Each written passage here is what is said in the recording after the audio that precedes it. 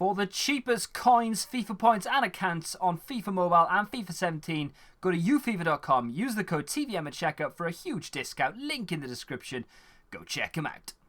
What is going on, guys? TVM here. Welcome back to another week of Marquee matchup predictions. We tend to get 50% of these correct, and that sounds more impressive than it is because there are only 4. So we get 2 usually correct. I'm trying to go for 3 this week. Like, I'm not always going to be able to get them right because EA like to just mix it up and throw some random games in there that it's not even a rivalry or, in my opinion, a big game, but EA will throw them in there. This time I've gone a little bit outside the area, the box, if you will, and hopefully we can get 3, at least 3 correct.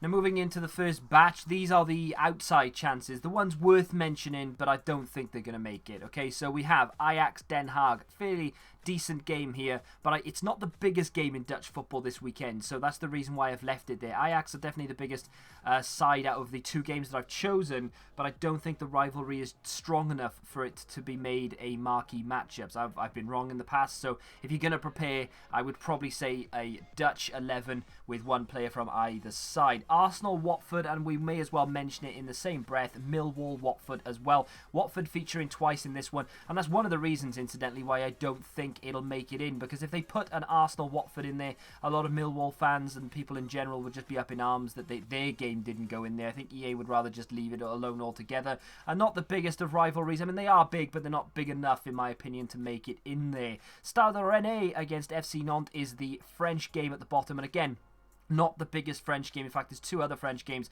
that are classed as a bigger rivalry or a bigger game than this one, unfortunately. So that's why it's in the or the bottom of the pile, I should say.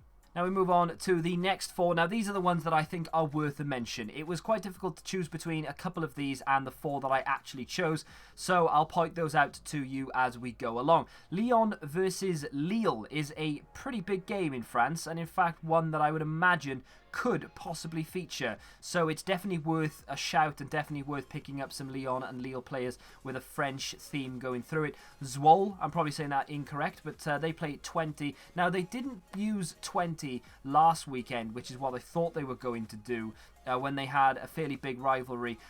So I don't think they're going to choose it this week. And again, there is one more Dutch side or Dutch rivalry, I think, that is bigger than this one that is going to feature. Now, Napoli-Palermo, not the biggest of Italian derbies, well, not in the top 10 anyway. I did my research and it is not in the top 10 or even the top 11 of Italian rivalries. Not to say that it's not a big enough game to feature, because it definitely could sneak in there, and for that reason I would definitely pick up some Napoli and Palermo players, and I would make sure that you have an Italian theme running through that squad as well. Derby County versus Leicester City is another big shout, one that I think a lot of people might sort of plump to put in here, seeing as how it's not one that will come around that often.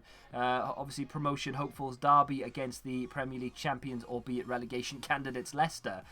Fairly big one, and again I would probably prepare with a half Championship, half Premier League squad, but I don't think it's going to quite feature.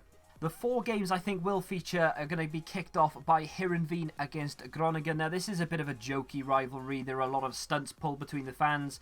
It's all in good nature. It's all in good fun. There's no negativity here at all. It is all a bit of a laugh. In fact, so much so that I think Groningen a few years ago set up a customs booth on the border between Heerenveen and Groningen. So when Heerenveen went into Groningen for the away game, obviously they had to go through customs. It was all in good fun, and I think that EA might see the funny side of this as well. And obviously Heerenveen's kit is one of the nicest, or one of the, I don't know what the word I'm looking for is, maybe obscure kit. I know a lot of people use it because of the hearts on it. I don't know, I just think it's a nice one to put in there. It's a nice rivalry in football. Let's celebrate that by putting it in. Obviously I would go with a full Dutch side, 1 player from either team, the usual. And moving away from the usual into the unusual, we have Leipzig against Hoffenheim. Why is it unusual? These sides play against each other every year. Leipzig are in 2nd place and Hoffenheim are in 3rd place after 17 games in the Bundesliga. Oh, and did I mention that Hoffenheim are unbeaten this year, and Leipzig have the 2nd best defence in the league? It is going to be a humdinger of a 0-0, this one. It has literally got 0-0 written all over it. But with that in mind, they are still 2nd and 3rd in the Bundesliga. It is still a massive game as far as German football is concerned this season. 2 sides that you just wouldn't expect to be anywhere near the top, or at least in the top 3. But, you know, here they are. They're doing really well, and I would imagine that this would feature. And again, it's probably going to have a bit of a native theme to it. So I would go with German squad, and I would go with 1 from either side. Now moving on to the French side of things this weekend, Paris Saint-Germain against Monaco is arguably the biggest game in French football.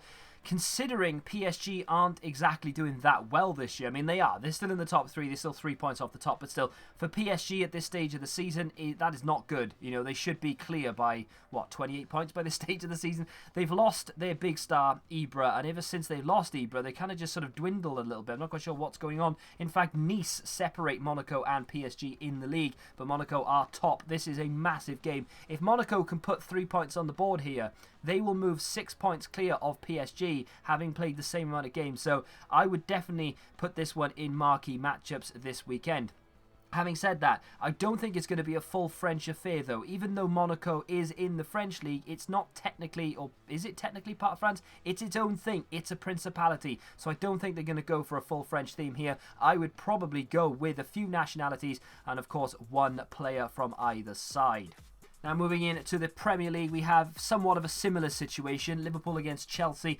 I don't mean the rivalry. I don't really mean that they're that close in points either, but I feel that this game will feature, and I don't think it will be a full English affair either. But let's have a little bit of a backdrop. Liverpool obviously have been in pretty bad form as of late. They've slipped from 2nd to 4th, although still in the Champions League places, 2 points clear of Manchester City, thankfully, and 4 points clear of Manchester United, even more thankfully.